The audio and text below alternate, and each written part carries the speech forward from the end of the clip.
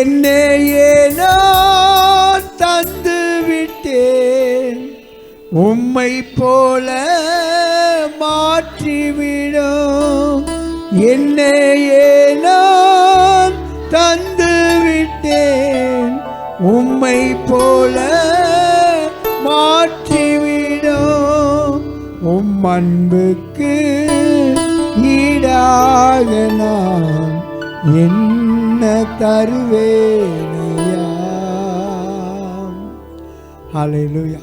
வானத்தையும் பூமியும் சர்வலோகத்தையும் படைத்த எங்கள் ஆண்டவராய் இயேசுவே, உம்முடைய பாதத்தில் எங்களை தருகிறோம். அடியானை மறைத்து நீர் வெளிப்படுகிறார். இயேசுவின் நாமத்தை கொண்டு ஜெபிக்கிறோம் பிதாவே. அப்படி அமருவோம். ஹல்லேலூயா, ஹல்லேலூயா, ஹல்லேலூயா, ஹல்லேலூயா, ஹல்லேலூயா. Praise the Lord. Hallelujah, hallelujah, hallelujah. சரி, கர்த்தருடைய பிள்ளைகளே, ஆண்டவருடைய வசனத்துக்கு நேராக நம்மளை ஒப்பு கொடுப்போம்.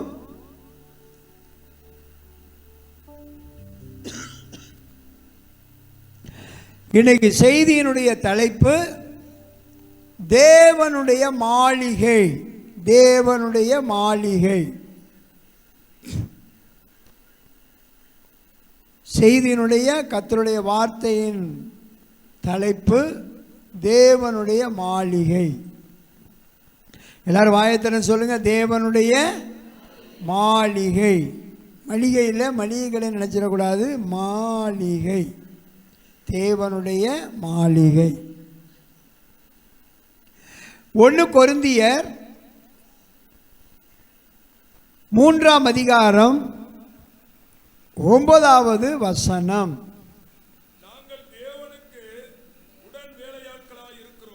நாங்கள் தேவனுக்கு உடன் வேலையாட்களாய் இருக்கிறோம்.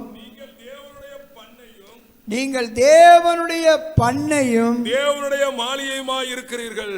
தேவனுடைய மாளிகையுமாய் இருக்கிறீர்கள். அல்லேலூயா சொல்லுவோமா? அல்லேலூயா.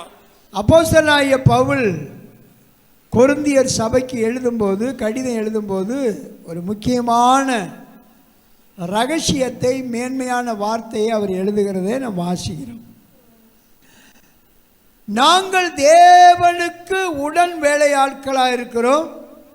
நீங்கள் தேவனுடைய பண்ணையும் தேவனுடைய மாளிகையுமாய் இருக்கிறீர்கள். அல்லேலூயா சொல்லுவோமா? ஆண்டவருடைய பிள்ளைகளை, ஊழியக்காரர்கள் தேவனுக்கு உடன் வேலையாட்களாக இருக்கிறார்கள். ஆனால் கர்த்தருடைய சபையை பார்த்து அப்போஸ்தலனாகிய பவுல் அங்கே எழுதுகிறார், நீங்கள் தேவனுடைய பண்ணையும் தேவனுடைய மாளிகையுமாய் இருக்கிறீர்கள். பண்ணை என்று சொன்னால், இப்போ அந்த கிராமங்களில் பண்ணையார் இருப்பாங்க. அந்த கிராமத்தில் அவங்களுக்கு அநேக வயல் நிலங்கள் நிறைந்திருக்கும். அவங்களுக்கு ஊர் மக்கள் என்ன பேர் வச்சுருப்பாங்கன்னா பண்ணையார். இந்த நிலத்துக்கெல்லாம் அவர் யார்? சொந்தக்காரர் அப்படின்னு சொல்லி அவருக்கு பேர் பண்ணையார்னு வச்சுருப்பாங்க. கர்த்தருடைய சபை, ஒவ்வொரு சபையும் ஒவ்வொரு வயல் நிலமாக இருக்கிறது.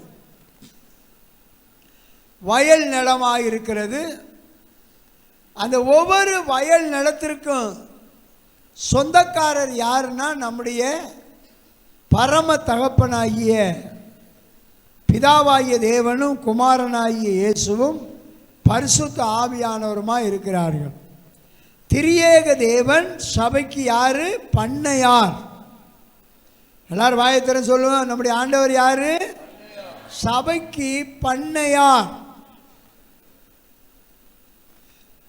அது மாத்திரமல்ல, தேவனுடைய மாளிகையா இருக்கிறோம்.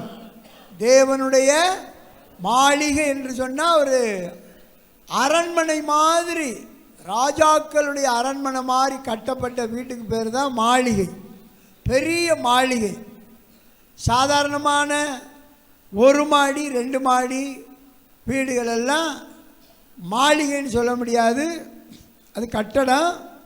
மாளிகை என்று சொன்னால் அநேக ரூம்புகள், அடுக்கடுக்கான ரூம்புகள் கட்டப்பட்டிருக்கும். மேலே மாடிகள் நிறையா கட்டப்பட்டிருக்கும். அதுக்கு பேர் தான் மாளிகை. அல்லேலூயா.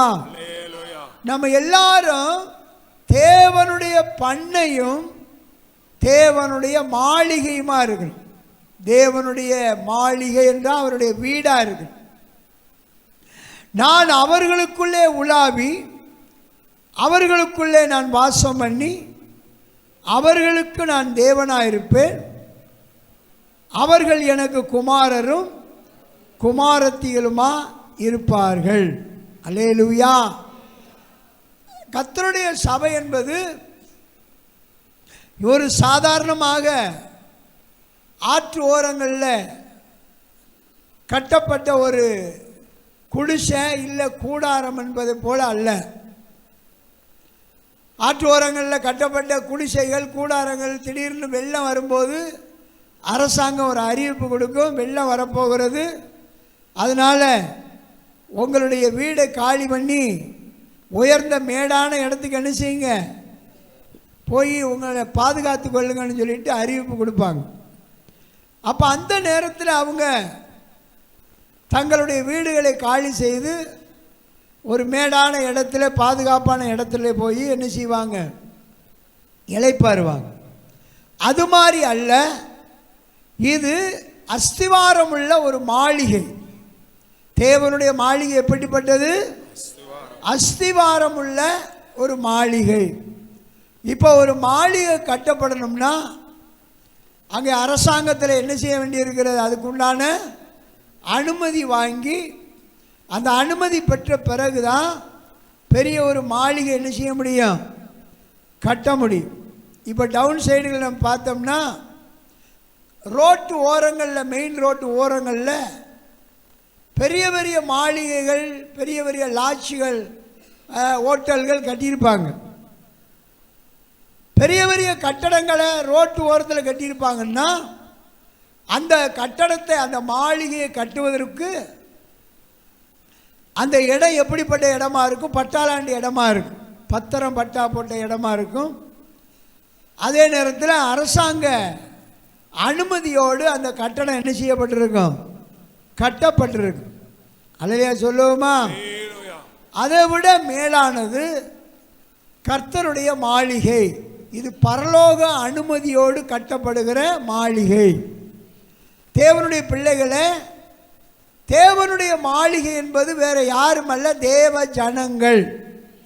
ஆவிக்குரிய மாளிகையாக கர்த்தர் நம்மளை கட்ட, உலகத்தில் இருந்து நம்மளை வேறு பிரித்து அவருடைய பண்ணையாக, அவருடைய மாளிகையாக இருக்கும்படி கர்த்தர் நம்மளை தெரிந்தெடுத்திருக்கிறார். புரிஞ்சவங்க கைதட்டி ஆண்டவருக்கு நன்றி செலுத்துவோம். கர்த்தருடைய பிள்ளைகளே, அரசாங்க அனுமதியின்படி முறையான பட்டா லாண்டில் ஒரு கட்டடத்தை கட்டுனா அந்த கட்டடத்திற்கு எந்த ஒரு சேதம் என்ன செய்யாது, வராது. அதே நேரத்தில் அரசாங்கத்தில் இருந்து 4 மாடி கட்டடம் கட்டணும்னு சொல்லிட்டு அனுமதி வாங்கிட்டு சென்னையில் ஒரு சினிமா நடிகர் 4 மாடி கட்டடம் கட்டுவதற்காக இடம் வாங்கிட்டு 8 மாடியை கட்டியிருந்தாங்க.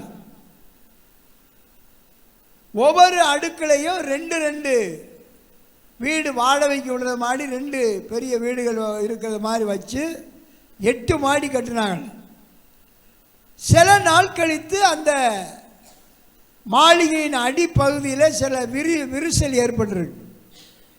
இந்த விரிசல் ஏற்பட்டு கட்டடம் சரீர சூழ்நிலையில் காணப்படுகிறதுன்னு அரசாங்கத்துக்கு அது தெரிந்த உடனே இந்த கட்டடம் எத்தனை மாடி கட்ட வேணும்னு சொல்லி அனுமதி வாங்கினு கேட்கும்போது 4 மாடி.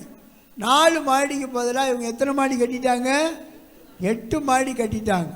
இப்போ அரசாங்கமே வந்து என்ன செய்கிறது, அந்த மேலே இருக்கிற 4 அடுக்கு மாடியவும் இடித்து அதை என்ன செய்கிறது, சரி பண்ணி பல கோடி பணம் என்ன செஞ்சது, அந்த சினிமா நடிகைக்கு நஷ்டமாகி போயிடுச்சு.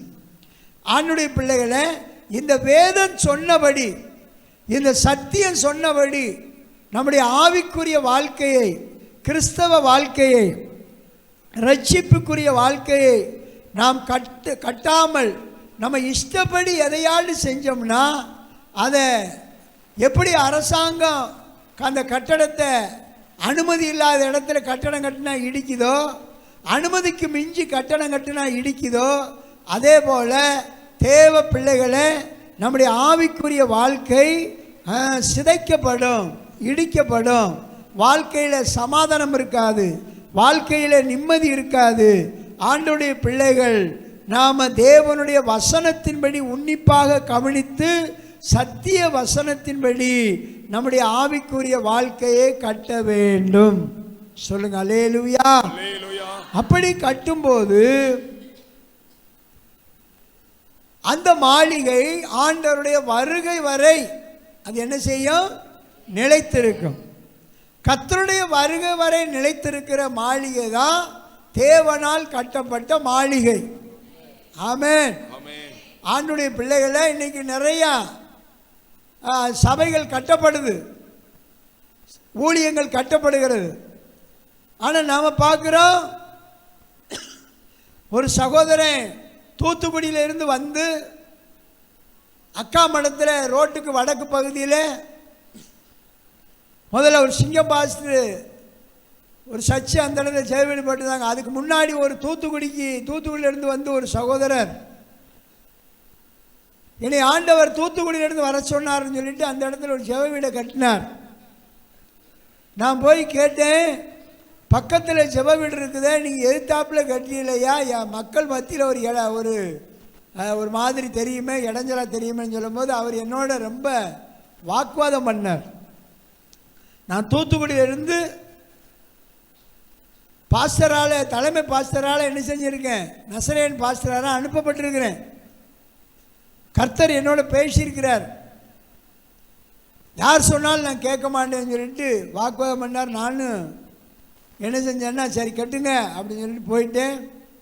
சில மாதத்துக்கு பிறகு, ஒரு சில வருஷம் கூட வரல, சில மாதத்துக்கு பிறகு வந்து என்னோட வந்தார். திரும்ப நான் இங்கே வீட்டில் இருக்கும்போது, ஐயா இந்த இடத்துல நீங்கள் எப்படி ஊழியம் பண்ணுறீங்க,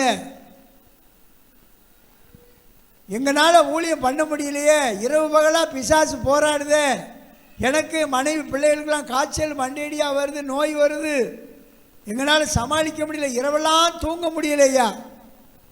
அப்போ அந்த இடத்துல சொன்னேன், கர்த்தர் கொண்டு வந்திருந்தாருன்னா நிச்சயம் என்ன செய்விய, ஊழியம் பண்ணுவிய. நாங்களும் இரவும் பகலாம் கர்த்தருடைய சமூகத்தில் என்ன செய்கிறோம், போராடுறோம். என்னையும் தான் இந்த அக்காமடம் பாம்பன் பகுதிக்கு வர சொன்னார், கர்த்தருடைய ஊழியத்தை செஞ்சுக்கிட்டு இருக்கிறோம். என்ன செய்யணும் பிரதர்னு கேட்கும்போது அவர் சொன்னார், நான் ஜெப வீட்டை விற்க போகிறேன், விற்றுட்டு தூத்துக்குடிக்கே போக போகிறேன், என்னால் சமாளிக்க முடியலை, 2000 ரூபா மட்டும் கொடுங்க எனக்கு போதும், அது கூரை வீடு, நீங்கள் மற்ற சாமான்களை எடுத்துங்கன்னு சொன்னார். எனக்கு வேண்டவே வேண்டாம்னு சொல்லிட்டு உடனே வந்து வேண்டாம்னு சொல்லிட்டேன். அந்த கூரை மறுபடி பிரிக்கப்பட்டுச்சு. அதுக்கு பிறகு நம்ம சிங்கம் பாஸ்டர் அந்த இடத்துல ஜெப வீட்டை போட்டார். அப்பவும் நான் நேரடியாக போய் சொன்னேன், இதில் அனுமதி இல்லாமல் கட்டுறிய, ஆவியானவர் துக்கப்படுறாரு, எதிரக்க ஜெப வீடு இருக்குது, நீங்கள் அதுக்கு முன்னாடி கட்டுறீங்கன்னு. அதனோட மூப்பர்கள் என்னோட வாக்குவாதம் பண்ணாங்க. நான் சொன்னேன், சொல்லிட்டு என் பாட்டில் விறுவிறுன்னு போயிட்டேன். ஆவியானவர் அந்த இடத்தை திரும்ப எனக்கு வெளிப்படுத்தினார். அது ஆட்டுக்குட்டியானவருடைய சிங்காசனம் அல்ல, பூனையை பலியிடுகிற இடம்னு ஆண்டவர் பேசினார். கொஞ்ச நாளைக்குள்ள அந்த இடத்துல வான வேடிக்கையோடு எல்லாம் ஊழியம் நடந்துச்சு. எதுக்காகன்னு சொல்கிறேன்னா, தேவ பிள்ளைகளே, நம்முடைய மாளிகை தேவனால் கட்டப்பட்டதாக இருக்கணும். நம்முடைய ஆவிக்குரிய மாளிகை தேவனால் அனுமதிக்கப்பட்ட அந்த ரட்சிப்புக்குரிய மாளிகையாக இருக்கணும். சில நாளைக்குள்ள அந்த இடத்துல செவவிட இல்லாமல் போயிடுச்சு. இப்படி நிறைய இடங்களில் தேவனுடைய அந்த அனுமதி இல்லாதபடிக்கு சில காரியங்களை செய்யும்போது அதாவது ஆண்டவருடைய வருகை மட்டும் நிலைத்திருக்காம, ஒரு தலைமுறைக்கு அது நிலைத்திருக்காம, அது சிதைக்கப்படும். ஆண்டுடைய பிள்ளைகளை நீங்களும் நானும் நாம் மனம் திரும்பி மூழ்கி ஞானஸ்தானம் பெற்று ரட்சிக்கப்பட்ட இந்த ரட்சிப்பின் மாளிகை நம்முடைய தலைமுறையோடு அழிஞ்சிடக்கூடாது. நம்முடைய தலைமுறையோடு இது முடிஞ்சிடக்கூடாது. அல்லேலூயா.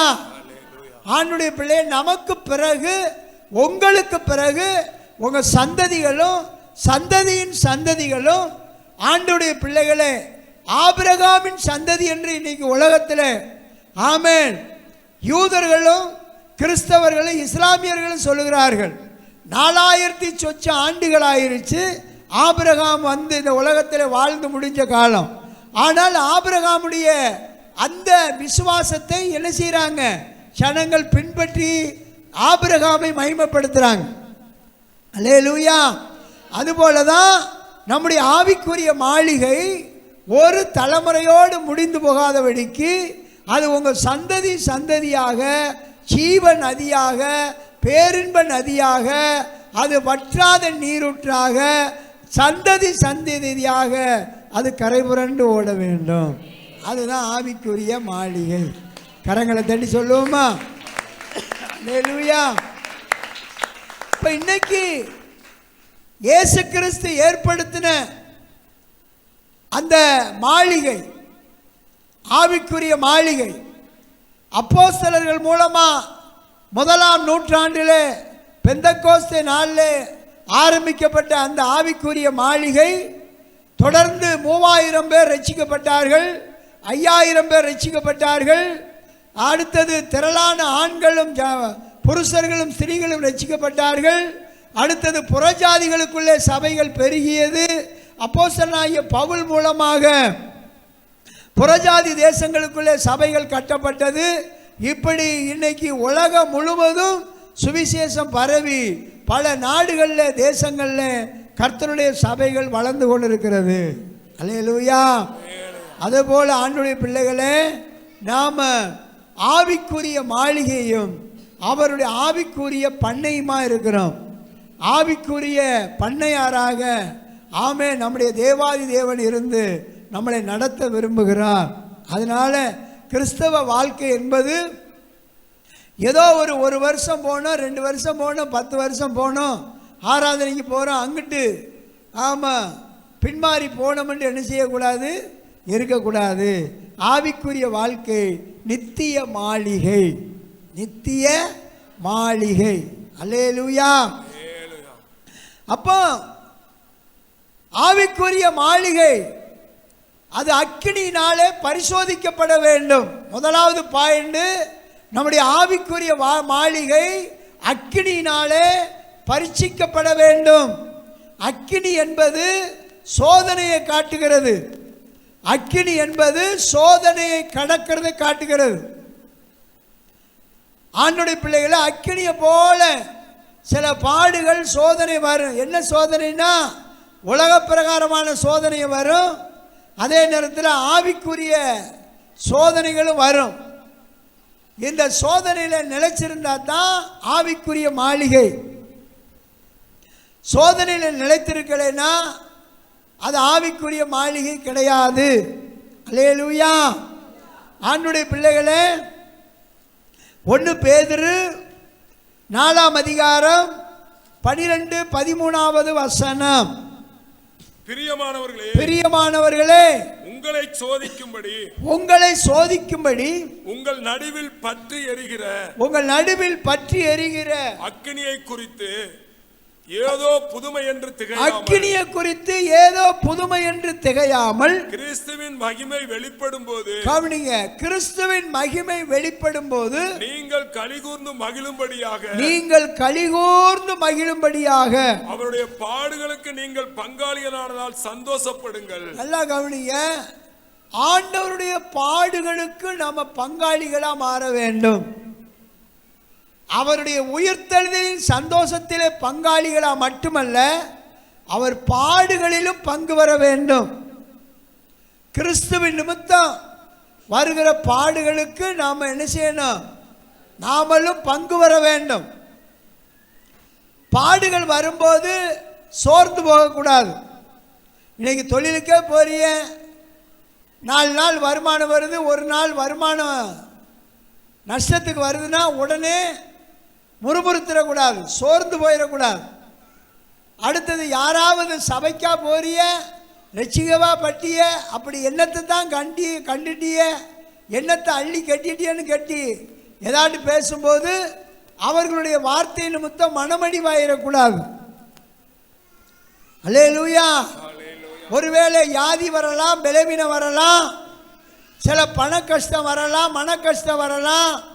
அப்படி நேரத்தில் ஆண்டவருடைய பிள்ளை, அதான் பேதுரு எழுதுறாரு, பிரியமானவர்களே, உங்களை சோதிக்கும்படி உங்கள் நடுவிலே பற்றி எரிகிற அக்கினியை குறித்து ஏதோ புதுமை என்று திகையாமல் கிறிஸ்துவின் மகிமை வெளிப்படும் போது நீங்கள் கலிகூர்ந்து மகிழும்படியாக அவருடைய பாடுகளுக்கு நீங்கள் பங்காளிகளானதால் சந்தோஷப்படுங்கள். கைதட்டி சொல்லுமா, கரங்களை தட்டி. ஆண்டவருடைய பிள்ளைகளே, பாடுகள் வரும்போது ஜெபத்தில் என்ன செய்யணும்? தரித்திருக்கணும். கஷ்டங்கள் வரும்போது, துன்பங்கள் வரும்போது ஜெபத்தில், வேத வாசிப்பில் பொறுமையோடு காத்திருக்க வேண்டும். பாடுகளை நாம் கிறிஸ்துவுக்குள்ள என்ன செய்யணும்? சகிக்க வேண்டும். சுவிசேஷத்துக்காக என்ன செய்யணும்? தைரியமாக நிற்க வேண்டும். அல்லேலூயா. லூக்கா சுவிசேஷம் 22ஆம் அதிகாரம் 28வது வசனத்தில் ஆண்டவராகிய இயேசு தம்முடைய சீசர்களை பார்த்து கடைசி நேரத்தில் அவர்களோடு பேசின ஒரு முக்கியமான சத்தியம் இருக்கிறது. வாசிக்கலாம். 28வது வசனம். மேலும் எனக்கு நேரிட்ட சோதனைகளில், ஆண்டவராய் இயேசு கிறிஸ்து சொல்லுகிறார், எனக்கு நேரிட்ட சோதனைகளில் என்னோடு கூட நிலைத்திருந்தவர்கள் நீங்களே. என்னோடு கூட நிலைத்திருந்தவர்கள் நீங்களே. அல்லேலூயா சொல்லுங்க. சோதனை அக்கினியினாலே சோதனை வரும்போது அந்த சோதனையை நம்ம என்ன செய்யணும்? சாதனையா எடுத்துக்கிறோம். ஆமென். சாதனையா எடுத்துக்கிறோம். இந்த சோதனைக்கு பின்னாடி கிறிஸ்துவின் மகிமை எனக்காக வெளிப்படும் என்று சொல்லி விசுவாசிக்க வேண்டும். கிறிஸ்துவின் மகிமை வெளிப்படும் போது இன்றைக்கு கண்ணீர் வடிக்கிற நான் மகிழ்ந்து களி கூறும்படி கர்த்தர் செய்வார் அப்படின்னு விசுவாசிக்க வேண்டும். தேவ பிள்ளைகளாகிய நம்ம ஆண்டவருடைய சோதனையோடு கூட நம்ம என்ன செய்யணும்? பங்கெடுக்கணும். உயிர்த்தெழுதலில் மட்டும் பங்கெடுக்க கூடாது, பாடுகள்லையும் நம்ம என்ன செய்யணும்? பங்கெடுக்கணும். இப்போ உள்ள விசுவாசிகளை பார்க்குறோம், ஆராதனைக்கு கிளம்பும் போது லேசாக மேகம் கருத்துருச்சுன்னா அந்த ட்ரெஸ்ஸை களைஞ்சி போட்டுட்டு வீட்டுக்குள்ளே பழைய ட்ரெஸ்ஸை உடுத்திக்கிட்டு அடுத்த வாரம் ஆராதனைக்கு என்ன செய்யலாம்? போகலாம். மேகம் கருத்துருச்சு, கொஞ்சாண்டு மழை பெய்யுது, பெருசாக வந்தாலும் வந்துடும் போல, இந்த வாரம் போகலாம், என்ன அடுத்த வாரம் பார்ப்போம். அடுத்த வாரம் ஆராதனைக்கு ட்ரெஸ் பண்ணும்போது யாரோ அங்கே ஒளிபரப்பு கோயிலில் ஒரு சத்தம் வருது, 90 வயசு கிழவன் இந்த கிழவி இறந்துட்டாங்க, சாயந்தரம் 4 மணிக்கு நல்லா இல்லாத ஒரு அடக்கம் செய்ய போகிறாங்கன்னு சொல்லும்போது, ஐயோ எங்கள் அப்பத்தாவில், எங்கள் சின்னம்மாவில், எங்கள் பாட்டியில் நான் அங்கே போய் என்ன செய்யணும்? புணங்காக்க போகணுமேன்னு சொல்லி ஆராதனைக்கு வராமல் போகிற அநேக கூட்டங்கள் இருக்கிறது. இங்கேயும் அப்படிப்பட்டவர் கொஞ்சம் பேர் இருக்கிறீர்கள். அல்லேலூயா சொல்ல முடியுமா? ஆராதனைக்கு டேக்கா விடுறது. அல்லேலூயா. அது அதிகாலை ஜெபம் பண்றதில்ல, வேத வாசிக்கிறது இல்லை, சபையில் நடக்கிற விசேஷ கூட்டங்களுக்கு வர்றதில்ல. ஆமே, தேவ பிள்ளைகளே, ஆண்டவருடைய பிள்ளைகள் டேக்கா விடுறவர்களா இருக்கக்கூடாது. சோதனையிலே கர்த்தருடைய சமூகத்தை நெருங்கணும். சோதனை நேரத்தில் கர்த்தரை உறுதியாக பற்றி கொள்ள வேண்டும். அல்லேலூயா. அப்படிப்பட்ட தேவ பிள்ளைகள் அக்கினியினாலே பரீட்சிக்கப்பட்டவர்களாக இருக்க வேண்டும். சொல்லுங்க அல்லேலூயா. ஆண்டவருடைய பிள்ளைகளே, கர்த்தருடைய சபை என்பது சாதாரணமான ஒரு மாளிகை அல்ல, சாதாரணமான ஒரு கூரை வீடு, ஒரு கூடாரம் அல்ல. கூரை வீடை சாதாரணமாக கட்டிடலாம், மணலை தோண்டி. கூடாரத்தை நான் என்ன செஞ்சிடலாம், சாதாரணமாக 4 கம்பியை வச்சு என்ன செஞ்சிடலாம், கூடாரத்தை போட்டுடலாம். ஒரு மாளிகை கட்டுறது அப்படி அல்ல. அஸ்திவாரம் தோண்ட வேண்டும். அந்த இடத்துல மணல் இருந்தாலும் அந்த இடத்தை கற்பாறையாக மாற்ற வேண்டும். ஆமாம், அடித்தளம் போட வேண்டும். அது மேலே தான் செங்கல் வைத்து என்ன செய்ய வேண்டும், கட்டப்பட வேண்டும். நம்ம பார்க்குற இந்த கட்டடத்தினுடைய பொருள்கள் எல்லாம் அக்கினிக்கு உட்பட்டு வந்தது. கம்பி அக்கினியில உருக்கப்பட்டது, செங்கல் அக்கினியிலே சுடப்பட்டது, சிமுண்டு அக்கினினாலே சுடப்பட்டு அது தவிடுபடியானது. அல்லேலூயா. அக்கினிக்கு உட்பட்ட பொருள் தான் கட்டடத்தில் கொண்டு என்ன செய்ய முடியும், செயல்படுத்த முடியும். சோதனையை தாங்கி, வேதனையை தாங்கி, பாடுகளை கடந்து வந்தாதான் நித்திய அஸ்திவாரத்தில் இந்த ஆவிக்குரிய மாளிகையில் நீங்கள் நாடும் நிலைத்திருக்க முடியும். இல்லைன்னா ஆற்றோரம் கூடாரம் போட்ட குடிசை போல ஆகிவிடும். அல்லேலூயா. ஆண்டுடைய பிள்ளைகள் சோதனையிலே கர்த்தருக்கென்று வைராக்கியமாக நிற்க வேண்டும். அல்லேலூயா. ஒரு நாள் ஆண்டா கர்த்தருக்கு என்ன செய்யக்கூடாது, சாக்கு போக்கு சொல்லக்கூடாது. ஆமென். சாக்கு போக்கு சொல்லக்கூடாது. ஒரு சின்ன காய்ச்சல் மண்டையடி வந்தா உடனே கர்த்தருடைய ஆராதனையை அசட்டை பண்ணக்கூடாது. அது நல்லதே கிடையாது. கர்த்தருக்கு தான் முதலிடம் கொடுக்கணும். நம்முடைய ஆண்டவர் பரம வைத்தியர். எத்தனையோ நேரம் உடலில் பலவீனம் வரும்போது தேவ சமூகத்தில் உட்கார்ந்து சில மணி நேரம் காத்திருந்து ஜெபம் பண்ணா கர்த்தர் அருமையாக சுகமாக்கி அனுப்பிவிடுவார். அல்லையா சொல்லுவோமா?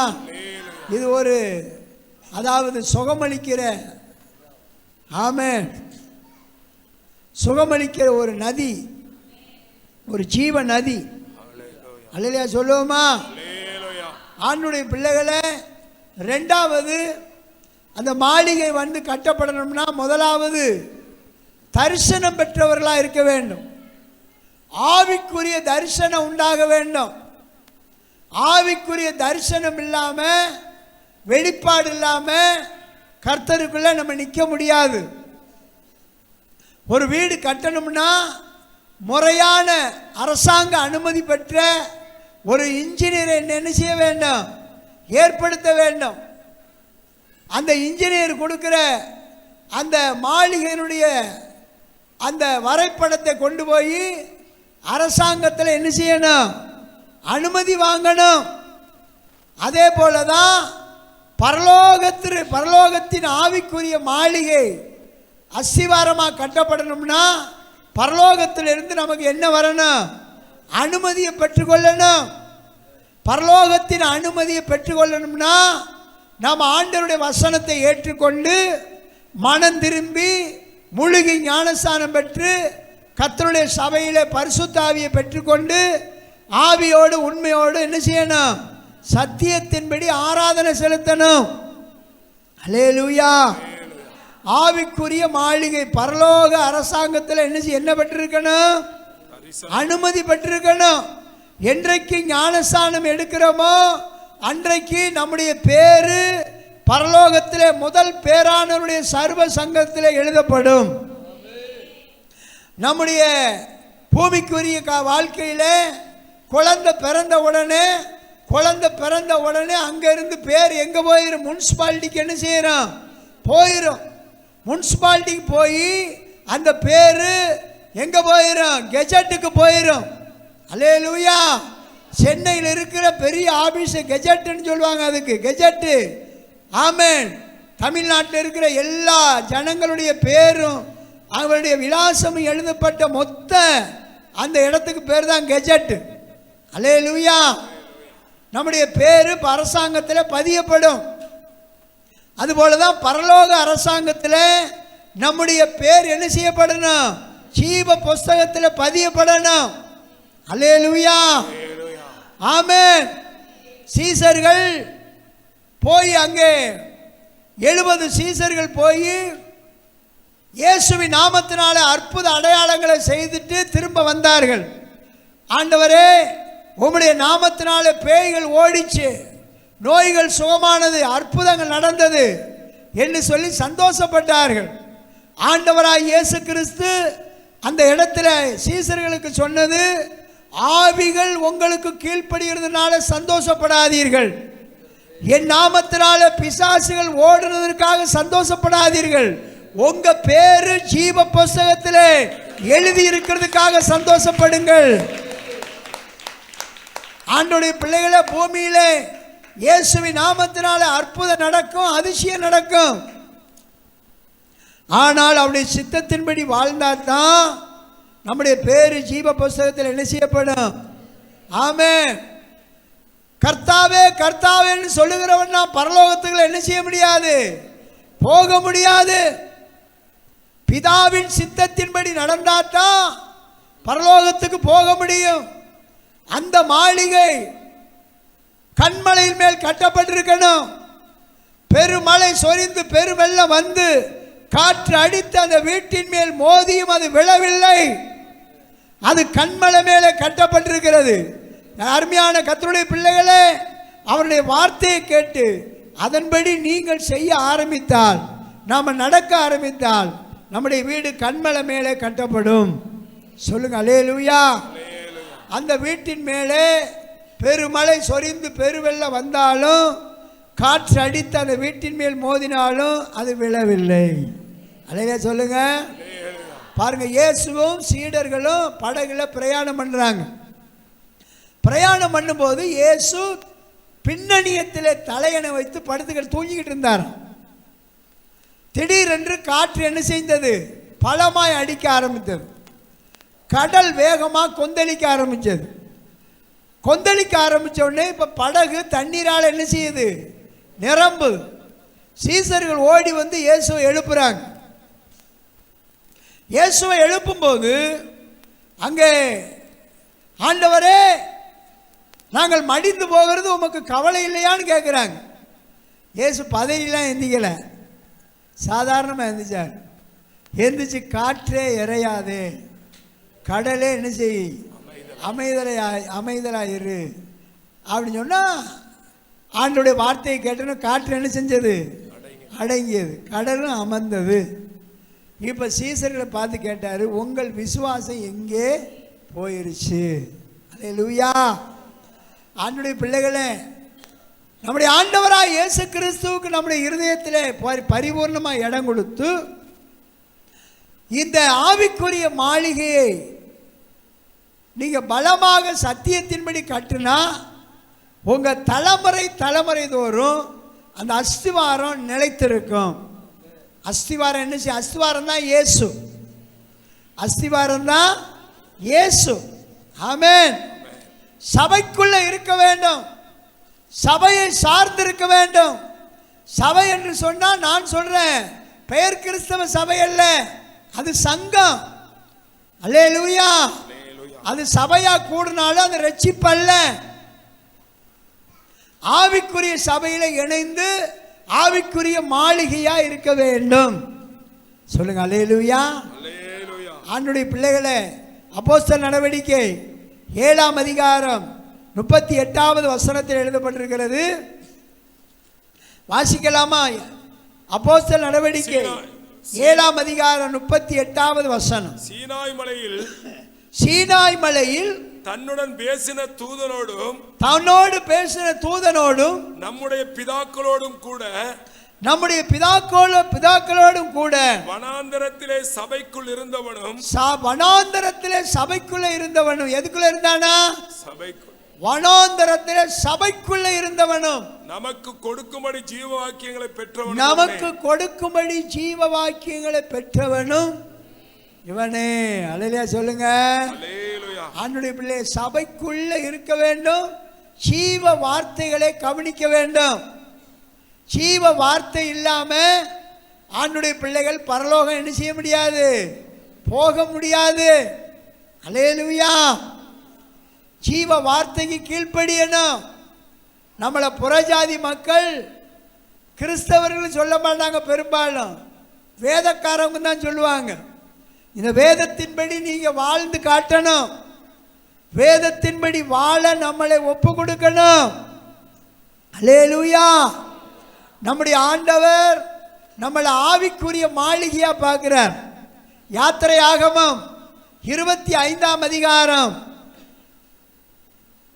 8வது வசனத்தில் கர்த்தர் மோசேயோடு சொல்லுகிறார், நான் அவர்கள் நடுவிலே வாசம் பண்ணும்படி எனக்கு ஒரு பரிசுத்த ஸ்தலத்தை உண்டாக்குவார்களாக. தேவ பிள்ளைகளே, இது ஒரு பரிசுத்த ஸ்தலம். செப வீடு என்பது ஒரு பரிசுத்த ஸ்தலம். இந்த பரிசுத்த ஸ்தலத்துக்குள்ளே நம்ம வாசம் பண்ணி இருக்கிற பாருங்க, நமக்குள்ளே வாசம் பண்ணுகிற தேவன் அவர். நான் அவர்கள் நடுவிலே வாசம் பண்ணும்படி எனக்கு ஒரு வாசஸ்தலத்தை உண்டாக்குவார்களாக. சொல்லுங்க அல்லேலூயா. இதான் ஆவிக்குரிய மாளிகை. உங்க குடும்பம் ஒரு ஆவிக்குரிய மாளிகை. நம்ம கூடி வருகிற ஜெப வீடு ஒரு ஆவிக்குரிய மாளிகை. நாம தான் ஆவிக்குரிய, ஒவ்வொருவரும் ஆவிக்குரிய மாளிகைகள். சொல்லுங்க அல்லேலூயா. அதனால ஆண்டுடைய பிள்ளைகளை அந்த மாளிகையை யார் மேல கட்டுறாரா? மத்தேயு சுவிசேஷம் 16ஆம் அதிகாரம் 17-18 ரொம்ப தெளிவாக எழுதப்பட்டிருக்கு. இயேசு அவனை நோக்கி, யோனாவின் குமாரனாகிய சீமோனே, நீ பாக்கியவான். மாம்சமும் இரத்தமும் இதை உனக்கு வெளிப்படுத்தவில்லை. பரலோகத்தில் இருக்கிற என் பிதா இதை உனக்கு வெளிப்படுத்தினார். அல்லேலூயா சொல்லுவோமா? மாம்சமும் இரத்தமும் ஜென்ம சுபாவம் இயேசுவை விசுவாசிக்க முடியாது. ஜென்ம சுபாவம் இயேசுவை விசுவாசிக்க முடியாது. அதான் நேற்று பகல் ஆராதனை பார்த்தோம். ஜென்ம சரீரம் உண்டு, ஆவிக்குரிய சரீரம் உண்டு. ஜென்ம சரீரம் சொல்றது நம்முடைய தாய் தகப்பன் மூலமா உருவாகி வந்த, அவர்களுடைய இரத்தத்தின் உதரத்தின் மூலமா பிறந்து வந்த சுபாவம். அது கெட்ட வார்த்தை பேசும், பொய் சொல்லும், சண்டை போடும், பலவிதமான ஆர்ப்பாட்டங்களை செய்யும். தேவ பிள்ளைகளே, ஆவிக்குரிய வாழ்க்கை என்பது ஜென்ம சுபாவத்தினால் கட்ட முடியாது, பரம்பரை சுபாவத்தினால் கட்ட முடியாது. ஆவிக்குரிய மனிதனாக, மனுஷியாக மாற வேண்டும்.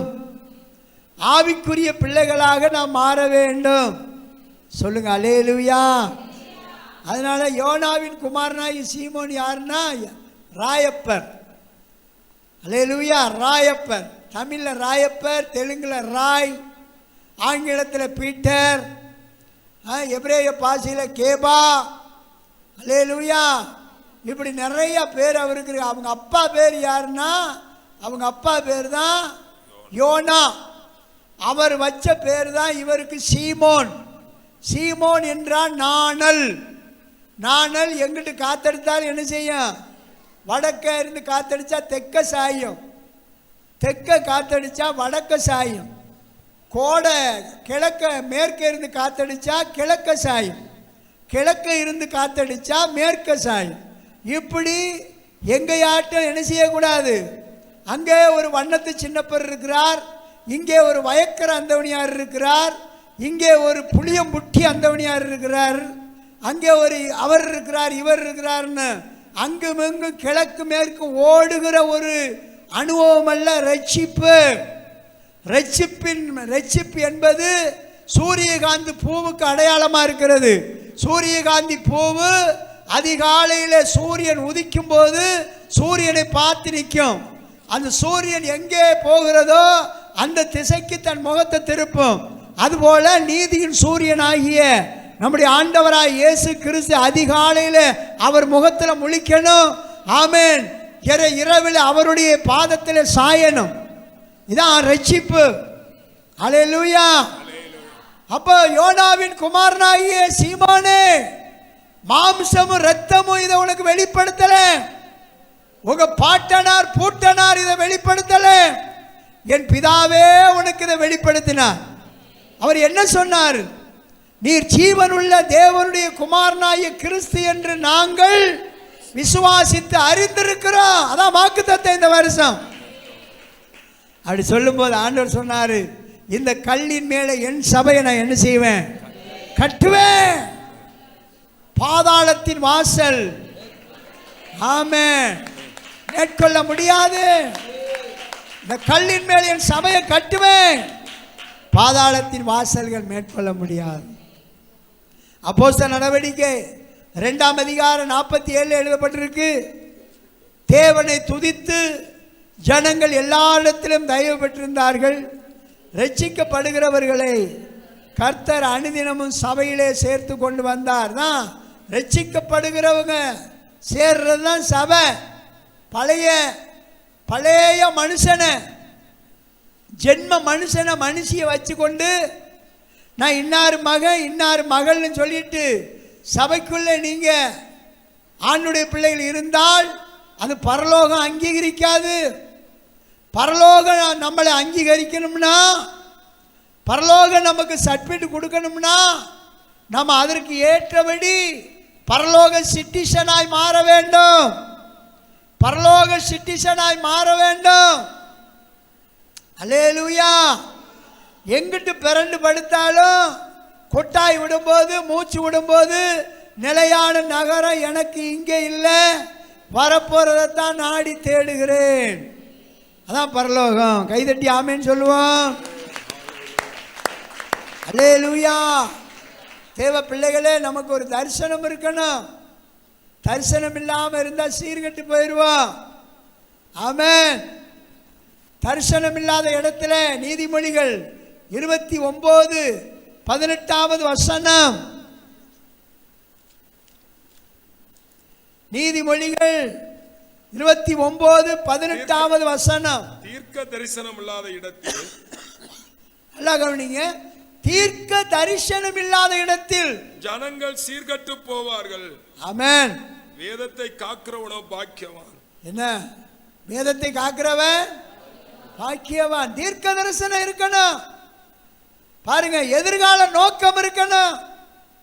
தேவ பிள்ளைகளே, தீர்க்க தரிசனம், தீர்க்கம்னா என்ன? தீர்க்கமா ஒரு முடிவெடு, தீர்க்கமா இதை பேசி முடி. அல்லேலூயா. தீர்க்கமா அவனா நானான்னு முடி அப்படி சொல்றாங்கல்ல, அது மாதிரிதான் தீர்க்க தரிசனம் இருக்கணும். தீர்க்கமா. நான் பிசாசின் பிள்ளை அல்ல, நான் மாம்சத்துக்குரியவன் அல்ல, நான் ஆவிக்குரிய மனுஷன், ஆவிக்குரிய மனுஷி. நான் நித்திய தகப்பனுக்கு, நித்திய பிதாவின் பிள்ளை. சாத்தானுக்கு இனி நான் சொந்தக்காரன் அல்ல அப்படின்னு சொல்லி தீர்க்க தரிசனம் இருக்க வேண்டும். சொல்லுங்க, தீர்க்க தரிசனம் இல்லாத இடத்துல ஜனங்கள் என்ன ஆகி போயிடுவாங்க? சீர்கட்டு போயிடுவாங்க. அப்ப பாருங்க, ஒரு மாளிகை கட்டணும்னா, ஆவிக்குரிய மாளிகை கட்டணும்னா என்ன இருக்கணும்? ஒரு வரைபடம் இருக்கணும், ஒரு தீர்க்க தரிசனம் இருக்கணும். இப்பமே என்ன செய்யணும்? வாயில அறிக்கை எடுக்கிட்டே இருக்கணும். உங்க எதிர்காலத்தை குறித்து, உங்க பிள்ளைகளுடைய எதிர்காலத்தை குறித்து நல்ல விசுவாச அறிக்கையிடணும். அல்லேலூயா சொல்லுவோமா? என் பிள்ளைகள் இப்படி இருப்பாங்க, நான் இப்படி இருப்பேன். இன்னைக்கு நான் ஒரு கூரை வீட்டில் இருக்கிறேன், என் கர்த்தருக்கு நான் உண்மையா நடப்பேன். என் கர்த்தர் எனக்கு ஒரு மாளிகை கட்டி தருவார். இன்னைக்கு நான் அடிமை ஒரு சம்பளத்துக்கு போறேன், என் ஆண்டவர் எனக்கு ஒரு சொந்தமான தொழிலை தருவார். அதான் தீர்க்க தரிசனம்.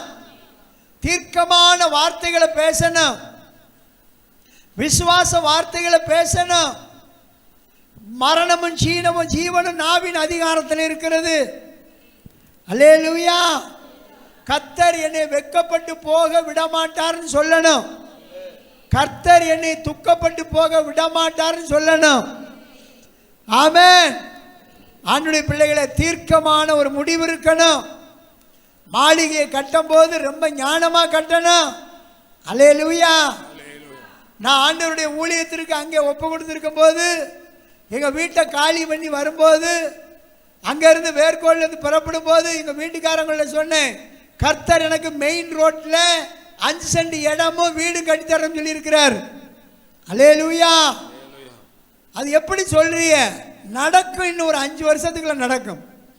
கரெக்டாக 5 வருஷம் நிறைவேறி வரும்போது கர்த்தர் என்னை தேடி கொண்டு வந்து அந்த இடத்துக்காரர் வந்து, நீங்கள் தான் அந்த இடத்த வாங்கணும்னு கொடுத்தாங்க. அதில் வீடு கட்டும்படியாக கர்த்தர் தேவ ஜனங்களை எழுப்பினார். அல்லேலூயா. தீர்க்க தரிசனம் இருக்கணும்.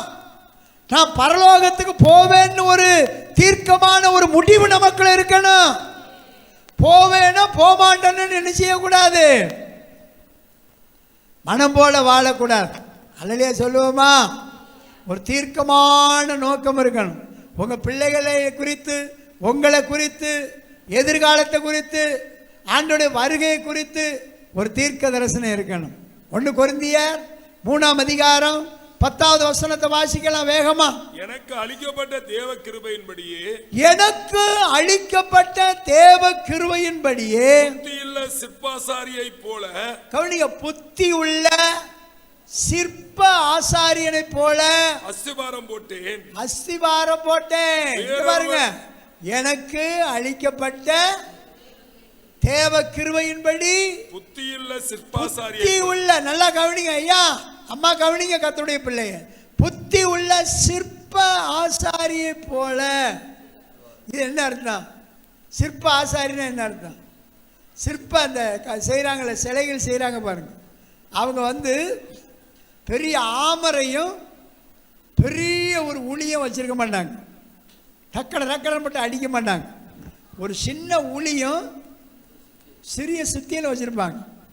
அதை வச்சு மூக்கு செய்யணும், அதை வச்சு கண்ணு செய்யணும், அதை வச்சு காது என்ன செய்யணும், அதை வச்சு முக சாயல் என்ன செய்யணும், அழகாக வர்ணித்து இப்படி கொண்டு வரணும்.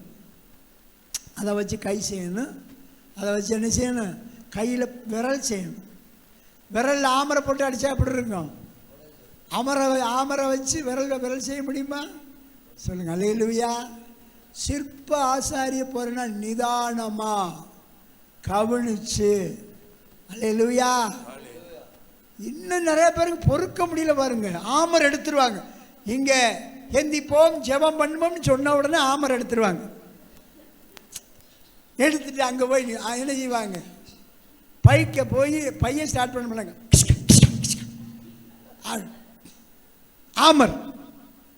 ஆனால் சில வாலிப பிள்ளைகளை, வாலிப தம்பியில் பார்த்தோன்னா அப்படி எடுத்த உடனே அப்படியே எடுத்தான் புள்ளின்னு கிளம்புவாங்க. போய் அங்கே போய் அப்படி நிற்பாங்க. என்னையும் பாருங்க, என் முகர கட்டையும் என்ன செய்யுங்க பாருங்க. நம்ம சபையில் இல்லை, நிறைய சபையில் அப்படி நடந்துக்கிட்டு இருக்கு. என்னையும் பாருங்க, முகர கட்டையும் என்ன செய்யுங்க பாரு. ஆண்டவருடைய பிள்ளைகளை சிற்ப ஆசாரிய போல நிதானமா மூக்கு வைனா வேற ஏதாவது செஞ்சிடக்கூடாது. மூக்கு அப்படியே ஆவிக்குரிய வாழ்க்கை என்ன செய்யணும், கட்டணும். அல்லேலூயா. கண்ணு, காது, அவயங்களை எப்படி ஒரு சிற்ப ஆசாரி செய்கிறானோ, ஒரு சிலையை வடிக்கிறானோ, அதுபோல பவுல் சொல்றாரு, சொல்லுங்க, எனக்கு அளிக்கப்பட்ட தேவ கிருபையின்படி புத்தி உள்ள சிற்ப ஆசாரிய போல அஸ்திவாரம் போட்டேன். என்ன போட்டேன்னு சொல்றாரு? அஸ்திவாரம். அதான் பாருங்க. அடுத்தது, போட்டேன், வேற ஒருவன் அதன் மேல் கட்டுகிறான். நீங்களும் நானும் போடுகிற இந்த அஸ்திவாரம், ஆவிக்குரிய அஸ்திவாரத்தில் உங்க பேரன் கட்டணும், உங்க பேத்தி கட்டணும், உங்க பிள்ளைகள் கட்டணும், உங்க தலைமுறைகள் கட்டணும். அப்படியே உங்களுக்கு பேரன் பேத்தி இல்லைனாலும் உங்க நண்பர்கள் அதில் கட்டணும். அல்லேலூயா. உங்களை சார்ந்தவர்கள் அந்த மாளிகையில் என்ன செய்யணும், அஸ்திவாரத்தில் நிலைத்திருக்கணும். பாருங்க, அவனவன் தான் அதன் மேல் இன்ன விதமாய் கட்டுகிறார் என்று பார்க்க கடவன். ஐயா, சத்தியத்தின்படி உங்க மாளிகையை நீங்க கட்ட ஆரம்பிச்சா அந்த மாளிகையில கர்த்தர் வாசம் பண்ணுவா. மாளிகையில் யார் இருக்கணும்? கர்த்தர் இருக்கணும். சொல்லுங்க அல்லேலூயா. அந்த மாளிகையில் யார் இருக்கணும்? ஏசப்பா வந்து அதிலே உலாவி வர வேண்டும். சொல்லுங்க, உங்க வீட்டில் கர்த்தர் வாசம் பண்ணா சத்துரு என்ன செய்ய முடியாது? ஆர்ப்பாட்டம் பண்ண முடியாது, சத்துரு மேற்கொள்ள முடியாது. சொல்லுங்க அல்லேலூயா. நாம் ஆண்டவருக்கென்று வேறு விரிக்கப்பட்ட மக்களாக இருக்க வேண்டும். சொல்லுங்க அல்லேலூயா. சரி, மூன்றாவதாக இயேசுவை அஸ்திவாரமாய் என்ன செய்ய வேண்டும்? கொண்ட மாளிகை. இயேசுவையே அஸ்திவாரமாய் கொண்ட மாளிகை. ஏதோ தும்மல் போடும்போது மட்டும் இயேசுவே என்னை ரஷும் அப்படின்னு சொல்றது மாளிகை அல்ல. எப்போதும் எந்த சூழ்நிலையிலையும் இயேசுவே எங்களுக்கு மாளிகை. கவனிங்க, இயேசுவையே அஸ்திவாரமாக போடணும். வேற எந்த மாதாக்களை புனிதர்களை என்ன செய்யக்கூடாது? போட்டால் பரலோகம் போக முடியாது. பரலோகம் போகிறதுக்கு ஒரே வழி, நானே வழியும் சத்தியமும் ஜீவனுமா இருக்கிறேன்னு யோவான் 14:6 ரொம்ப ஆண்டவர் தெளிவாக சொல்றார். இயேசு தான் வழி. ஆமென்.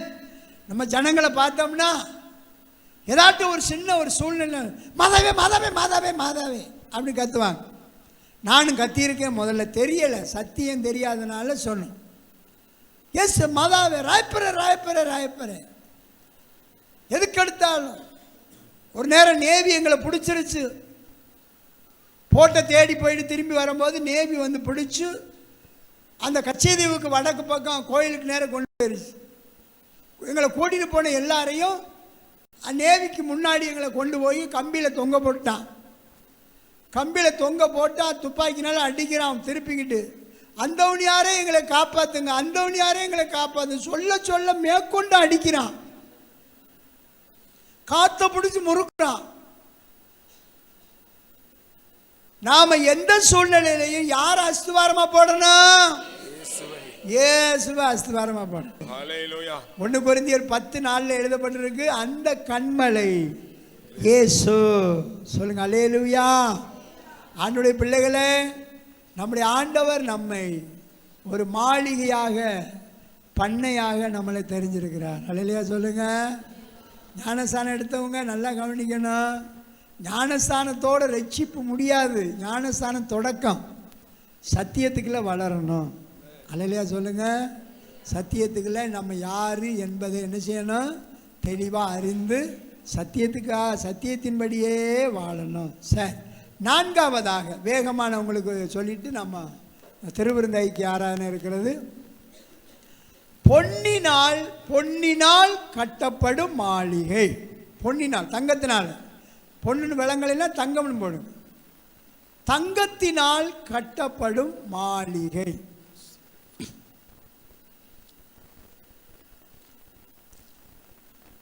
தங்கத்தினாலே கட்டப்படும் மாளிகை. நல்லா கவனிங்க. தங்கம் என்பது எதை காட்டுகிறதுனா விசுவாசம், பரிசுத்தம். விசுவாசம், பரிசுத்தம். இங்க பாருங்க, நம்ம ஆவிக்குரிய மாளிகை 1 பேதுரு 1:7 எழுதப்பட்டிருக்கு. அழிந்து போகிற பொண்ணு அக்கினினாலே சோதிக்கப்படும், அதை பார்க்கிலும் விலையேறப்பட்டதா இருக்கிற உங்கள் விசுவாசம் சோதிக்கப்படணும். விசுவாசம் இங்க பாருங்க, சோதிக்கப்படணும். விசுவாசத்தில் நிலைச்சிருக்கணும். அல்லேலூயா. இயேசு கிறிஸ்து வெளிப்படும் போது அப்பதான் நமக்கு மகிமை வெளிப்படும். கிறிஸ்து வெளிப்படும் போது உங்களுக்கு என்ன உண்டாகும்? புகழ்ச்சியும் கனமும் மகிமை உண்டாக காணப்படும். சொல்லுங்க அல்லேலூயா. சுகம் பெறணுமா? நமக்கு ஒரு விசுவாசம் தேவை. ரட்சிப்பை பெற்றுக்கொள்ளணுமா? நமக்கு விசுவாசம் தேவை. அற்புதத்தை பெற்றுக்கொள்ளணுமா? விசுவாசம் தேவை. பேயை துரத்தணுமா? விசுவாசம் தேவை. விசுவாசிகளால் நடக்கும் அடையாளங்கள் ஆவன. என் நாமத்தினால பேய்கள் என்ன செய்வார்கள்? துரத்துவார்கள். ஜெபத்துக்கு பதில் வரணுமா? விசுவாசம் தேவை. ஊழியத்தை கட்டி எழுப்ப நமக்கு என்ன தேவை? விசுவாசம் தேவை. அல்லேலூயா. ஆண்டவருடைய வருகையில நானும் காணப்படுவேன். ஆண்டவருடைய வருகையில, இயேசுவின் வருகையில உட்பட்ட மாட்டேன்னு சொல்லிட்டு நாம விசுவாசிக்கணும். விசுவாசம் இல்லாம காரியம். அல்லேலூயா சொல்லுங்க. ஆண்டவருடைய பிள்ளைகளே, விசுவாசம் எப்படி வரும்? வேத வசனத்தினால வரும். ஆமென். விசுவாசமானது நம்பப்படுகிற உறுதியும் காணப்படாத நிச்சயமா இருக்கிறது. சொல்லுங்க அல்லேலூயா. இரண்டாவது, அந்த மாளிகை வெள்ளியினால் கட்டப்பட வேண்டும். வெள்ளியினால் கட்டப்பட வேண்டும். வெள்ளி. அல்லேலூயா. சங்கீதம் 12ஆம் சங்கீதம் 8வது வசனம். அல்லேலூயா. மனுபுத்திரரில் சங்கீதம் 12:8 கர்த்தருடைய சொற்கள் மண் குகையில் 7 தேரம் உருக்கி புடமிடப்பட்ட வெள்ளிக்கு ஒப்பான சுத்த சொற்களா இருக்கிறது. நல்லா கவனிங்க. ஆமே 6வது வசனம். ஆமா சங்கீதம் 12:6 கர்த்தருடைய சொற்கள் மண் குகையில் 7 தேரம் உருக்கி புடமிடப்பட்ட வெள்ளிக்கு ஒப்பான சுத்த சொற்களா இருக்கிறது. இந்த வேத வசனம் ஒரு வெள்ளிக்கு சமமா இருக்கிறது. ஒரு வெள்ளியை உருக்கி ஒரு கொழு செய்யணும்னா அந்த வெள்ளி 7 தேரம் அக்கினியில உருக்கி புடமிடுவாங்களாம். அந்த கொள்ளனுடைய முகம் அந்த வெள்ளியில தெரிகிற அளவுக்கு அதை புடமிடுவாங்க. இந்த சத்தியம் பல பரிசுத்தவான்கள் மூலமாக பல பாடுகளை அனுபவித்து இரத்தம் சிந்தி தேவனுக்காக வைராக்கியமா நின்று பரிசுத்த ஆவியினாலே பரிசுத்த மனிதர்கள் மூலமாக எழுதப்பட்ட சத்தியம், சுத்த சொற்கள். இந்த வசனத்துக்கு விரோதமாக எந்த ஒரு மார்க்க எந்த ஒரு மத நூல்களும் வர முடியாது. எந்த நாத்திகனும் எழுத முடியாது. சுத்தமான சொற்கள். ஆண்டவருடைய பிள்ளைகளே, நம்முடைய ஆவிக்குரிய மாளிகை ஆமென் வெள்ளியினால் கட்டப்பட, வசனத்தினால் கட்டப்பட வேண்டும். வசன வெளிச்சம் இருக்கணும். சபையிலே பரிசுத்த வேண்டும். சபையிலே முற்றிலும் ஆண்டவருடைய பிள்ளைகள் எப்படி இருக்கணும்? ஆவி ஆத்துமா சரீரத்திலே பரிசுத்தம். அல்லேலூயா. பரிசுத்தம் இல்லாமல் ஒருவனும் தேவனை என்ன செய்ய முடியாது? தரிசிக்க முடியாது. சொல்லுங்க அல்லேலூயா. பரிசுத்தம் இல்லாமல் இருந்தால் சத்துருக்களை முறியடிக்க முடியாது. இஸ்ரவேல் மக்கள் எரிகோ கோட்டையை பிடித்தார்கள். எரிகோ ராஜாவை பிடித்தார்கள். எல்லாவற்றையும் தீக்கிரையாக சுட்டெரித்தார்கள். ஆனால் அடுத்தது அவங்க தாண்டி போக முடியலை. கானான் தேசத்துக்குள்ள ஒரு சிறிய பட்டணமாகிய ஆய் பட்டணம் சொல்ற ஒரு பட்டணத்தை, ஆய் என்ற ஒரு பட்டணத்தை பிடிக்க போகும்போது அங்கே ஜனங்கள் வெட்டுண்டு திரும்பி ஓடி வந்துடுவாங்க. என்ன காரணம் பார்த்தா, சபைக்குள்ளே ஆகான் என்று ஒரு மனிதன் கர்த்தருக்கு விரோதமான பாவத்தை செய்து கொண்டு உள்ளே இருப்பான். அவனை அந்த சபை நடுவில் இருந்து புறம்பாக்கி ஆகோர் பள்ளத்தாக்கில் தள்ளி கொண்டு போய் அவனை கல்லால் எறிந்து கொன்று அவனை அவன் குடும்பத்தையும் கற்குவியலால் நிரப்பினார்களாம். அதுக்கு பிறகு அந்த ஆய்பட்டணத்தை கானான் தேசத்தை பிடித்தார்கள். அல்லேலூயா சொல்லுவோமா? பரிசுத்தத்தை நம்ம காத்து கொள்ளலைன்னா வாய இருதயத்தை, நினைவு மண்டலத்தை, பேச்சு மண்டலத்தை தேவ பிள்ளைகள் கட்டுப்படுத்தி காத்து கொள்ளலைன்னா சத்துருவை மேற்கொள்ள முடியாது. எதிரியை மேற்கொள்ள முடியாது. பிரச்சனைகளை மேற்கொள்ள முடியாது. கடன் பிரச்சனையை மேற்கொள்ள முடியாது. பாவத்தை ஜெயிக்கணும். பாவத்தை என்ன செய்யணும்? ஜெயிக்கணும். ஆண்டவருடைய வசனம் சுத்த புடமிடப்பட்ட வெள்ளிக்கு ஒப்பா இருக்கிறது. சொல்லுங்க அல்லேலூயா. ஆமென். ரொம்ப கவனமா இருக்கணும். வேகமா நான் போறேன். அடுத்ததாக மூன்றாவது மாளிகை எப்படி கட்டப்படணும்? விலையேறப்பட்ட கற்களால் கட்டப்பட வேண்டும். முதலாவது பொன்னினால் கட்டப்பட வேண்டும், இரண்டாவது வெள்ளியினாலே கட்டப்பட வேண்டும். பொன் என்பது விசுவாசம், பரிசுத்தம். அடுத்தது வெள்ளி என்பது தேவனுடைய வசனத்தினாலே வாழ வேண்டும். மூன்றாவது விலையேறப்பட்ட கற்களாலே கட்டப்பட வேண்டும். விலையேறப்பட்ட கற்கள் என்பது நம்ம கடையில் வாங்குறவே மார்பல் கல், டைல்ஸ், அதாவது கிரைனட்டு கல், டைல்ஸ் கல், அதல்ல. அல்லேலூயா. அதை பார்க்கிலும் மேலானது விலையேறப்பட்ட மாணிக்க வைடூரிய கற்களால் கட்டப்பட வேண்டும். மாணிக்க வைடூரிய கற்களால் கட்டப்பட வேண்டும். அல்லேலூயா.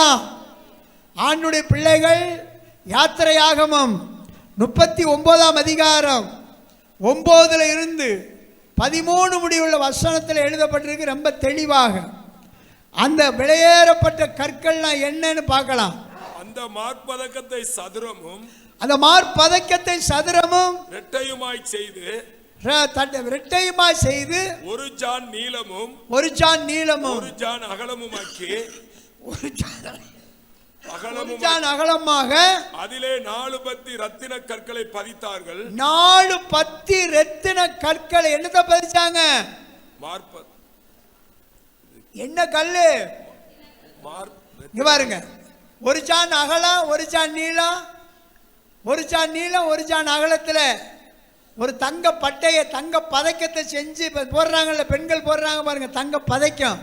அது மோசேயின் கழுத்தில் தங்க பதக்கமாக, ஒரு சான் நீளம் ஒரு சான் அகலமாக, தங்க பட்டையாக, தங்க பதக்கமாக செஞ்சு, தங்க சங்கிலி இருக்கு பாருங்க, அந்த சங்கிலி செஞ்சு, இங்க பாருங்க 4 பக்கமும் அந்த சங்கிலினாலே இணைக்கப்பட்டு, மோசேயினுடைய அந்த ஏபோத்து ஆசாரிய வஸ்திரத்தில் அந்த பதக்கம் இணைக்கப்பட்டிருக்கும். அந்த பதக்கத்தில் மாணிக்க கற்கள், என்ன கற்கள்? ரத்தின கற்களை பாரு, 4 பத்திகளான 4, இங்க பாருங்க 4 பத்தில 4 கோடு போட்டு, இங்க பாருங்க வாசிக்கலாம். அதிலே 4 பத்தி ரத்தின கற்களை பதித்தார்கள். 4 பத்தி ரத்தின கற்களை பதிப்பார்களாக. முதலாம் பத்தி பத்மராகமும், கவனிங்க, முதலாம் பத்தி அப்படின்னா முதலாம் கோட்டுல இங்க பாருங்க பத்மராகமும் புஷ்பராகமும் மாணிக்கமும். நல்லா கவனிங்க. இரண்டாம் பத்தி மரகதமும் இந்திரநிலமும் வச்சிரமும். மூன்றாம் பத்தி கெம்பும் வைடூரியமும் சுகந்தியும். என்னது? கெம்பும் வைடூரியமும் சுகந்தியும்.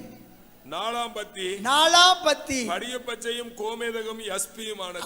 நிறுத்தி படிங்க. படிக பச்சையும் கோமேதகம் யஸ்பியும். அந்த 12 கற்களும் அந்த தங்க பதக்கத்தில் பதிக்கப்பட்டு, அது மோசேயினுடைய மார்பில் என்ன செஞ்சது? அதாவது ஆரோனுடைய மார்பில் என்ன செஞ்சது? அந்த பதக்கம் தொங்க விடப்பட்டது. அந்த ஆரோன் என்ன செய்வார்னா, அந்த தங்க பதக்கத்தை தன்னுடைய நெஞ்சிலே தரித்து கொண்டு தேவ சமூகத்தில் போய் ஜெபம் பண்ணுவார். தேவ சமூகத்தில் என்ன செய்வார்? ஜனங்களுக்காக, 12 கோத்திர மக்களுக்காக அந்த வைடூரிய கற்களை சுமந்து கொண்டு போய் ஜெபம் பண்ணுவார். அல்லேலூயா. ஆண்டுடைய பிள்ளைகளே, மூன்றாவது நம்முடைய மாளிகை சிறப்பாக இருக்கணும்னா ஜெப வாழ்க்கை ரொம்ப முக்கியம். ஜெப வாழ்க்கை ரொம்ப முக்கியம். ஆத்ம பாரத்தை இருதயத்தில் சுமந்து நிற்கணும். ஆத்ம பாரத்தோடு ஒவ்வொரு ஆத்மாக்களும் விலையேறப்பட்டவர்கள். ஆத்மாக்கள், மனிதர்கள், மனுஷிகள் விலையேறப்பட்டவர்கள்.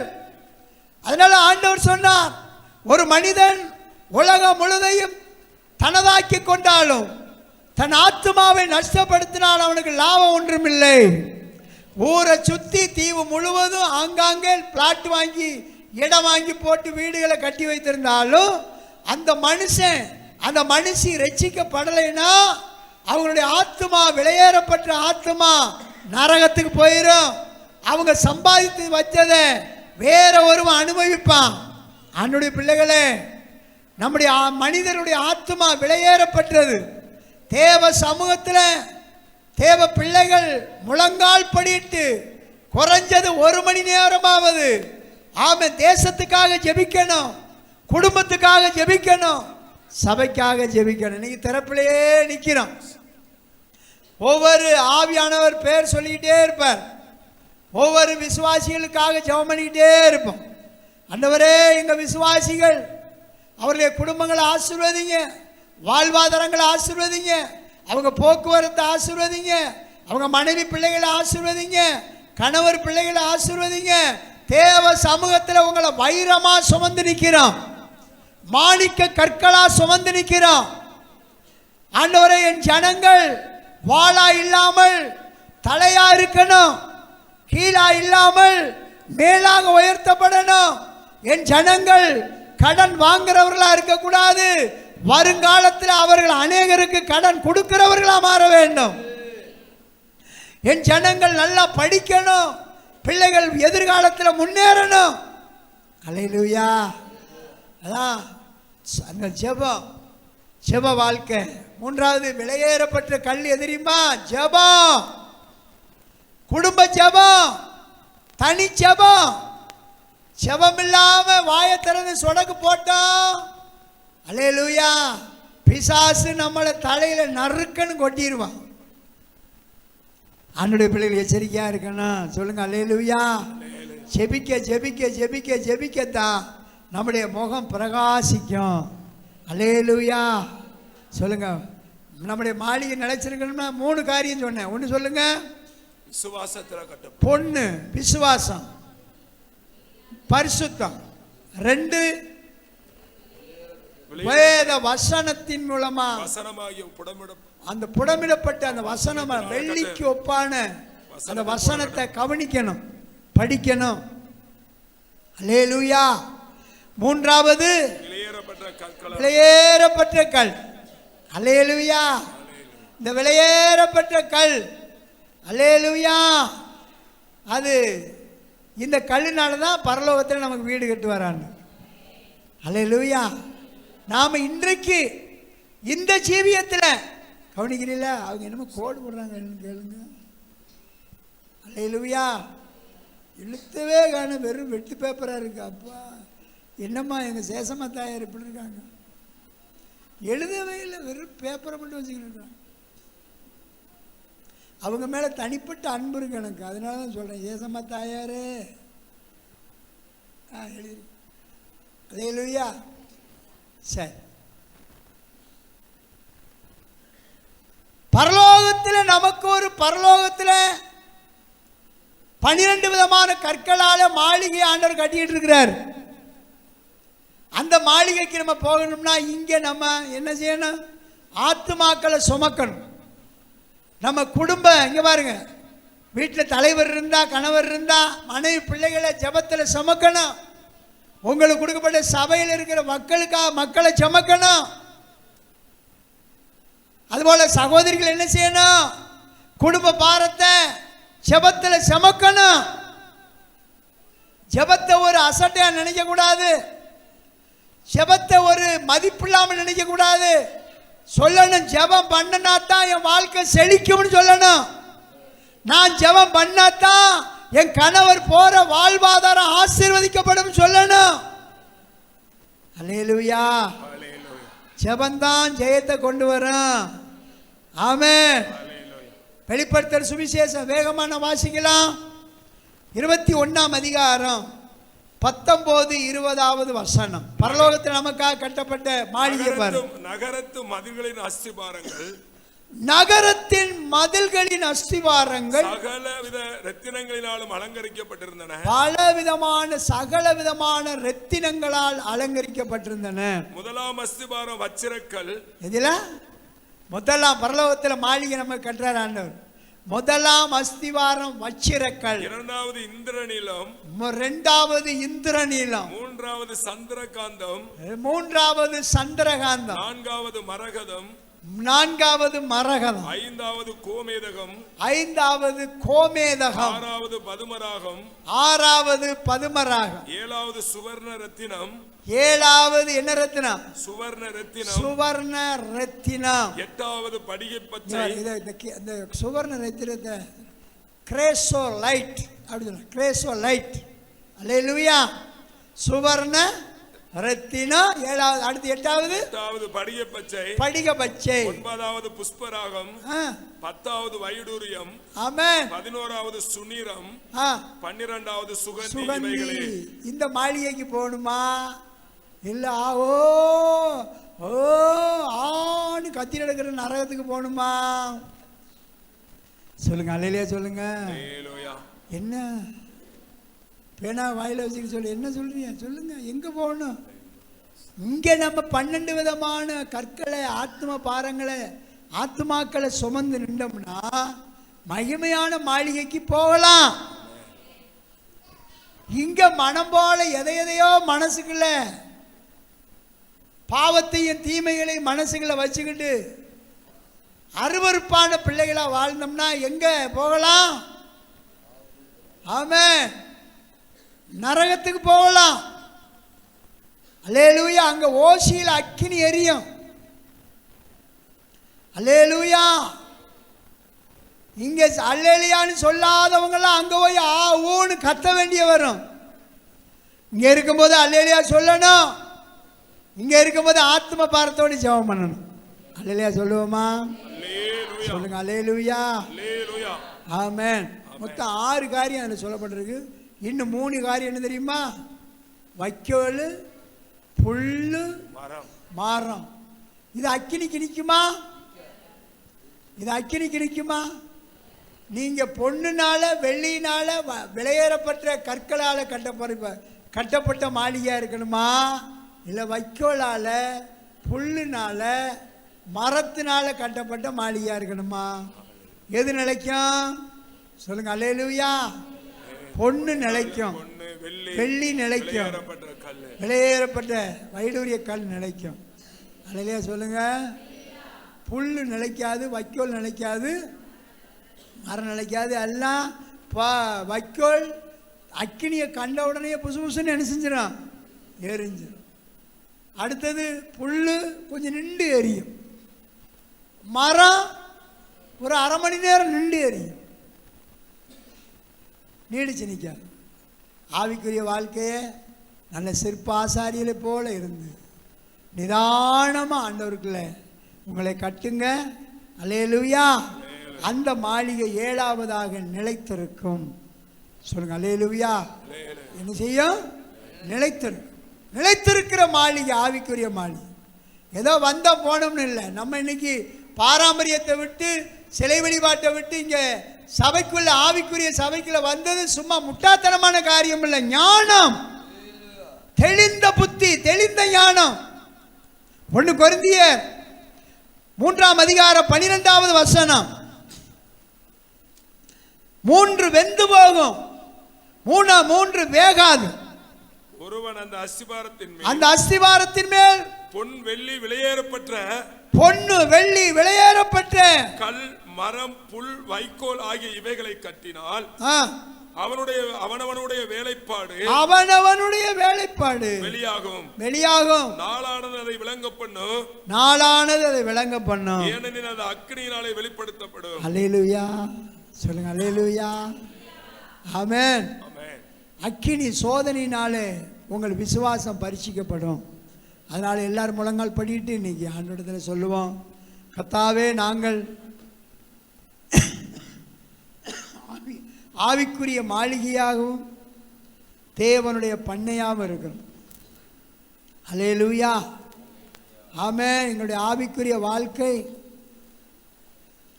அல்லேலூயா அக்கினியினாலே பரீட்சிக்கப்பட்டாலும் அந்த சோதனையில், பரீட்சையில் நாங்கள் ஜெயம் பெறணும், ஜெயம் பெறுவோம். அல்லேலூயா. ஜெயம் பெறுவோம். ஆமென். எங்கள் ஆவிக்குரிய மாளிகையை சொல்லுங்க, தரிசனத்தோடு கட்டுவோம். ஏதோ வந்தோம் போனோம்னு இருக்க மாட்டான். இனிமே உங்களுக்கு கூட பிறந்த சகோதரனா என்று சொல்றேன், இனிமே உங்க தேவ பக்திக்குரிய இந்த ரகசியத்தை காத்துக்கொள்ளுங்க. தரிசனத்தோடு உங்களுடைய ஆவிக்குரிய ஓட்டத்தை ஓடுங்க. வீட்டுக்கு போன உடனே இதெல்லாம் மறந்துடாதீங்க. கர்த்தர் உங்களை ஆசீர்வதிப்பார், மறக்காதீ. அல்ல நான் சபைக்கு போறேன்னு சொல்லிக்கிட்டு தெரியறது ரட்சிப்பல்ல. சபைக்குள்ள நம்ம நிலைத்திருந்து சத்தியத்துக்குள்ள வாழ்றது தான் ரட்சிப்பு. ஜீவ வாக்கியங்களை பெற்றுக்கொள்றது தான் ரட்சிப்பு. சீனாய் மலையிலே கர்த்தர் பேசும்போது அந்த சத்தத்தை கேட்டு அவருடைய அக்கினி விரலினால் எழுதப்பட்ட ஜீவ வாக்கியங்களை பெற்றுக்கொண்டு வந்தான் மோசே. அருமையான பிள்ளைகளே, நீங்க இந்த ஜெப வீட்டுக்குள்ள, தேவ பிரசன்னத்துக்குள்ள, மேக ஸ்தம்பத்துக்குள்ள, அக்கினி ஸ்தம்பத்துக்குள்ள ஒரு மோசையை போல உள்ள வந்திருக்கிறது விசுவாசியுங்கள். உங்களுக்கு புல்பிடில இருந்து, தேவ சமூகத்திலிருந்து தேவனுடைய ஜீவ வாக்கியம் வெளிப்பட்டிருக்கிறது. புரியுதா? அப்ப உங்க ஓட்டத்தை ஜெயமா ஓடணும்னா தரிசனம். சொல்லுங்க, என் மாளிகையை பொன்னினால் கட்டப்பட வேண்டும், என் மாளிகையை வெள்ளியினால் கட்டப்பட வேண்டும், என் மாளிகை விலையேறப்பட்ட கற்களால் கட்டப்படணும். பொன்னு என்ற விசுவாசம், பொன்னு என்ற பரிசுத்தம், வேத வசனமாகிய வெள்ளி விலையேறப்பட்ட ஆமென் மாணிக்க கற்களாலே என்னுடைய மாளிகை கட்டப்பட வேண்டும். பூமியில நீ எதை கட்டுகிறாயோ அது பரலோகத்திலே கட்டப்படும். பூமியில நீ எதை கட்டுகிறியோ பரலோகத்திலே அது கட்டப்படும். சொல்லுங்க அல்லேலூயா, ஆமென். விலையேறப்பட்ட கற்களாலே நம்முடைய ஆவிக்குரிய மாளிகை கட்டி எழுப்பப்பட வேண்டும். 7வது அந்த மாளிகை நிலைத்திருக்கும். எல்லாரும் அப்படியே எழுந்து நின்று இன்னைக்கு ஆண்டவரிடத்தில் ஒப்பு கொடுங்க. ஹல்லேலூயா. இரவுல ஆண்டவர் சமூகத்தில் ஜெபிக்கும் போது கர்த்தர் இந்த பகுதியைத்தான் எனக்கு இந்த இருதயத்தில் தெளிவாக ஆமென் நிரப்பினார் ஆவியானவர். ஆமென். உலகத்தில் பாருங்க, எத்தனையோ விதமான மாளிகையை கட்டுறாங்க. ஆனால் ஏவுகணைக்கும் குண்டுகளுக்கும் டைன் பாம்புகளுக்கும் எல்லாம் ஆமென் உடைந்து நொறுங்கி தீக்கிரையாகிறது. அல்லேலூயா, ஆமென். இன்னைக்கு ஆள் இல்லாத விமானத்தை கண்டுபிடிச்சிருக்கிறாங்க. எதிரிகள் எங்க ஒளிஞ்சிருந்தாலும் ரிமோட் கண்ட்ரோலை வச்சு அவன் எத்தனை மாடிக்குள்ள இருந்தாலும் அந்த ஆள் இல்லாத விமானம் போய் அவர்களை தாக்கி நொறுக்கி அழிக்கிறது. அவர்கள் நம்பியிருந்த கட்டடங்கள், அவர்கள் நம்பியிருந்த ஆயுதங்கள் எல்லாம் அவர்களை கைவிடுகிறது. ஆனால் ரட்சிப்பின் மதிலுக்குள்ள நீங்களும் நானும் இருந்தா, எந்த ஆள் இல்லாத விமானம் இருந்தாலும், எந்த ரிமோட் கண்ட்ரோல் இருந்தாலும், எந்த எதிரியினுடைய அந்தகார லோகாதிபதி இருந்தாலும், இந்த ரட்சிப்பின் மதிலை தாண்டி தேவ ஜனமே உன்னை தொட பரலோகம் அனுமதிக்காது. பரலோகம் அனுமதிக்காது. உன்னை தொடுகிறவன் அவனுடைய கண்மணியை தொடுகிறான். சொல்லுங்க அல்லேலூயா.